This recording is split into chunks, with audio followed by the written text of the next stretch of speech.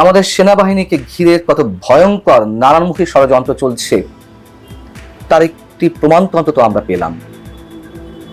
নানানমুখী ষড়যন্ত্র, দেশের সার্বভৌমত্বের প্রতি সেনাবাহিনীকে ধ্বংস করে যে বিভৎস একটি রাষ্ট্র গঠনের পরিকল্পনা গায়েবী নির্দেশে বাস্তবায়িত হওয়ার সব ধরনের ছক তারা আঁকার চেষ্টা করছিল বা এখনো চলছে, কিছুটা হলেও মানুষের সামনে পরিষ্কার হয়েছে। আপনারা নিশ্চয় বুঝতে পারছেন, সার্জিস আলম হাসনাত আব্দুল্লাহর বক্তব্যের বিরোধিতা করে সেনা প্রধান নিয়ে যে বক্তব্য দিয়েছেন সেটি নিয়ে এখন তুমুল হইচই হচ্ছে। হাসনাত আব্দুল্লাহ সেনাবাহিনীকে বিতর্কিত করে, সেনা প্রধানকে বিতর্কিত করে গত 2 দিন আগে যে বক্তব্যগুলো দিয়েছেন সার্জিস আলম তার বিরোধিতা করেছে, এবং তার মধ্য দিয়ে এখন প্রশ্ন উঠতে পারে যে সত্য তাহলে কে বলছেন? যারা সেনাবাহিনীকে বিতর্কিত করতে চান তারাই প্রশ্নটি তুলবেন। খুব স্বাভাবিক, কার কথা আমরা বিশ্বাস করব? এখন সেই বিশ্বাসের জায়গা থেকে জাতীয় নাগরিক পার্টিরই আর এক নেতা আব্দুল হান্নান মাসুদ তিনিও তার ফেসবুকে একটি স্ট্যাটাস দিয়েছেন। ভাইরে কি শুরু করেছেন আপনারা? কার কথা আমরা বিশ্বাস করব? এবং সবচেয়ে গুরুত্বপূর্ণ যে কথা হান্নান মাসুদ বলেছেন, এমন স্পর্শকাতর বিষয়গুলো কি পাবলিক না করলেই হতো না? দুজনের উদ্দেশ্যে বলেছেন।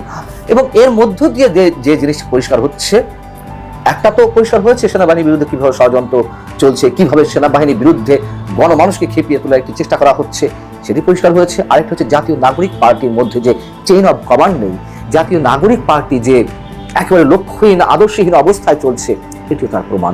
এক এক নেতা এক এক ধরনের মন্তব্য করছেন, বক্তব্য দিচ্ছেন, দলীয় ফোরামে কোনো ধরনের নীতি নির্ধারণের সিদ্ধান্ত তারা কেউ মানছে না। এটি কখন হয়? যখন কোনো লক্ষ্য না থাকে, নির্দিষ্ট কোনো আদর্শ না থাকে। আরেকটা হচ্ছে যখন বিশেষ কোনো অসৎ উদ্দেশ্যে কোনো প্রতিষ্ঠান চলতে চায়, তখন এই ধরনের হসপাল অবস্থা তৈরি হয়। শুধু নাগরিক পার্টি নয়, এর সাথে আমাদের সামনে আরো অনেকের চরিত্র কিছুটা হলেও প্রকাশ পেয়েছে।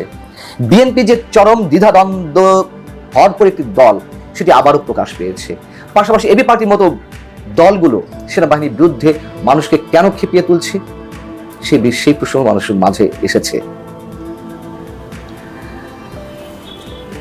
হাসনাত আব্দুল্লাহ, সার্জিস আলম, হান্নান মাসুদ তাদের বক্তব্যগুলো আপনারা শুনেছেন, ফেসবুক স্ট্যাটাসে কি লেখালেখি হয়েছে আপনারা শুনছেন। সেই জায়গা থেকে আমরা যদি আরেকটু সামনে এগোই, গায়েবী নির্দেশে সেনা প্রধানের যে বক্তব্য ফেসবুক স্ট্যাটাসে হাসনাত আব্দুল্লাহ উপস্থাপনের চেষ্টা করেছেন, সেটিকে কেন্দ্র করে কথিত তৌহিদি জনতাকে ক্ষুব্ধ করে তোলার এক ধরনের প্রচেষ্টা চালানো হলো আটলান্টিকের ওপাশ থেকে। গায়েবী নির্দেশ এলো, বাইতুল মোকাররমে জামায়াত হওয়ার নির্দেশ দেওয়া হলো, আহ্বান জানানো হলো, এবং তারা সেনাবাহিনীর সম্পর্কে এই তৌহিদি জনতাকে উস্কে দিয়ে বলার চেষ্টা করলো যে আপনারা সিদ্ধান্ত নিন সেনাবাহিনী থাকবে কিনা। এই ধরনের মন্তব্য তো এলো। আরেকজন গায়েবী নির্দেশে বললেন সেনা প্রধানের নির্দেশে দেশ পরিচালিত হবে নাকি বিপ্লবীদের কথায় দেশ পরিচালিত হবে। এই যে উস্কানিমূলক বক্তব্য কি ভয়ঙ্কর এক শ্বাসরুদ্ধকর পরিস্থিতি সৃষ্টি করেছে বাংলাদেশে গত কয়েকদিনে। বিএনপির কথা, আসলে বিএনপি বিষয়ে অনেকেই যারা বিএনপিকে সমর্থন করেন তারাই ক্ষুব্ধ।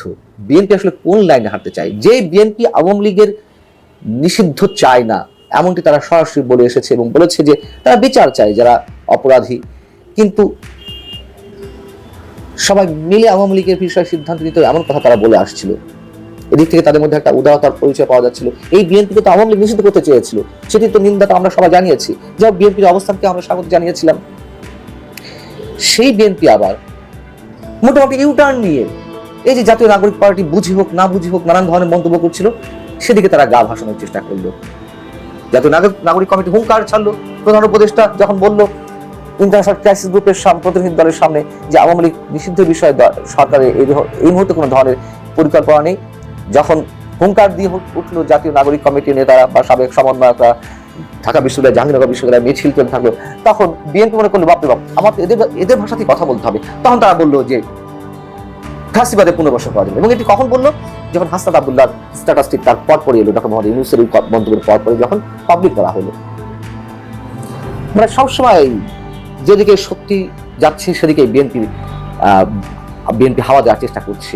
কেন এই অবস্থা? বিএনপি তো নিঃসন্দেহে এই মুহূর্তে জনপ্রিয় দল, তারা কেন তাদের সক্রিয় অবস্থায় থাকতে পারছে না? এবং অনেকে যে বলেন যে বিএনপি সবসময় অন্যের কাঁধে উঠে চলার চেষ্টা করে, রাজনীতি করার চেষ্টা করে, কখনো জামাতের কাঁধে, কখনো অন্যের সাথে মিত্রতা করে, কখনো জামাতকে বাদ দিয়ে, কখনো অন্যের আন্দোলনকে পুঁজি করে। আমরা এইগুলোকে গুরুত্ব দিতে চাই না, কিন্তু বিএনপি যে রাজনীতি শুরু করেছে এটি বাস্তবতা, এটি এখন অবশ্যই বিবেচনা নেওয়ার মতন। কখনো তারা জাতীয় নাগরিক পার্টিকে গুরুত্ব দিচ্ছে, কখনো দিচ্ছে না, কখনো বলছে কোনো পার্টি না, এরা সরকারি দল। আবার সেই সরকারি দলের আত্মপ্রকাশ অনুষ্ঠানে দলের সিনিয়র নেতারা গিয়ে উপস্থিত থাকেন এবং নির্বাচন ইস্যুতে কখনো নরম খেলা খেলছে, কখনো গরম খেলা খেলছে, কখনো হুঙ্কার ছাড়ছে, কখনো বলছে না আমরা ছোটখাটো সমস্যার মধ্যে দিয়ে যত দ্রুত সম্ভব নির্বাচন চাই, বিভিন্ন সময় বিভিন্ন ধরনের বক্তব্য। কখনো বলছে এই সরকার নিরপেক্ষ নয়, আমরা ডক্টর মোহাম্মদ ইউনূসের কাছ থেকে এই বক্তব্য আশা করছি না। আবার কখনো বলছি না ডক্টর মোহাম্মদ ইউনূস জাতীয় ব্যক্তিত্ব, আন্তর্জাতিক খ্যাতি সম্পন্ন ব্যক্তিত্ব, তার উপর আমরা আস্থা রাখতে চাই। আসলে বিএনপির কোনো স্থির সিদ্ধান্ত এখনো পর্যন্ত আমরা পাইনি, এটি দুর্ভাগ্যের বিষয়। এবং সেনাবাহিনীকে কেন্দ্র করে যা কিছু ঘটেছে, যে তুমুল একটা অস্থির পরিবেশের সৃষ্টি হয়েছে সারা দেশে, এর জন্য দায়ী সবাই। কেউ প্লাস্টিক করার চেষ্টা করেনি। আমরা আমাদের জায়গা থেকে বলার চেষ্টা করছিলাম যে সেনাবাহিনী যদি বলেও থাকে, সেনাবাহিনীর স্বাভাবিক প্রক্রিয়ায় রাজনীতি হস্তক্ষেপের এখতিয়ার নেই, কিন্তু এখন তো স্বাভাবিক প্রক্রিয়া নয়। এবং যেখানে সেনাপ্রধান দেশের ভার, দেশকে গণতান্ত্রিক প্রক্রিয়া উন্নত করার জন্য সবার তার প্রতি আস্থা রাখার আহ্বান জানিয়েছিলেন সবার প্রতি, সেই জায়গা থেকে তো রাজনৈতিক দলগুলো নিয়ে নানান ধরনের মত দ্বিমত বা তার অভিমত থাকতেই পারে, কিন্তু সেনা প্রধানের বক্তব্যকে কালার করে রং চং মেখে যেভাবে হাসনাত আব্দুল্লাহ তুলে ধরলেন, পরবর্তীতে সেটিকে কেন্দ্র করে যা কিছু ঘটেছে, ওপেন বক্তব্য দেওয়া হচ্ছে সেনাবাহিনীকে উদ্দেশ্য করে। আমি এটুকুও বলি, বারবার বলতে হয়, না বললে আবার অনেকে বলবেন যে খণ্ডিত বক্তব্য দিচ্ছি, বা কেন আপনি এভাবে ঢালাওভাবে সেনাবাহিনীর সমর্থন দিচ্ছেন। সেনাবাহিনীর কিছু ব্যক্তি অবশ্যই সব সময় নিজ স্বার্থে তারা বিতর্কিত ভূমিকা পালন করেছে, হত্যা গুম খুনের সঙ্গে জড়িত হয়েছে, সত্য কথা। প্রতিটি সরকারি সেনাবাহিনীকে ব্যবহার করার চেষ্টা করেছে, কিন্তু পুরো বাহিনী তো আর কলঙ্কিত হতে পারে না। তো এখানে সেই চেষ্টাটি করা হচ্ছিল। সেনাবাহিনী নামে কোনো বাহিনী মনে হয় থাকবে না। র্যাব যেমন বিলুপ্ত করার একটা আওয়াজ উঠেছিল, তেমন যেন সেনাবাহিনীকেও বিলুপ্ত করে দিতে হবে।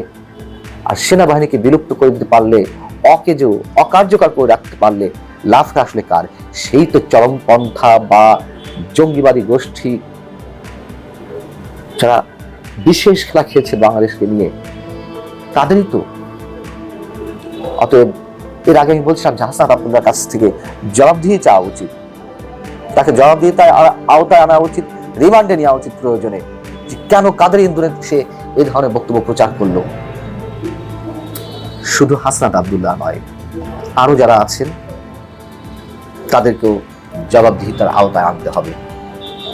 যারা পারলে একটা কোনোই মেরে ফু দিয়ে সেনাবাহিনীকে উড়িয়ে দিতে পারে, ক্যান্টনমেন্টকে উড়িয়ে দিতে পারে, এমন শক্তিমত্তার পরিচয় তুলে ধরছিল, তাদের সম্পর্কে আমাদের সতর্ক থাকতে হবে। নিঃসন্দেহে এখানে সবকিছু থেমে যায়নি, অবশ্যই তাদের খেলার অনেক কিছু এখন বাকি রয়েছে।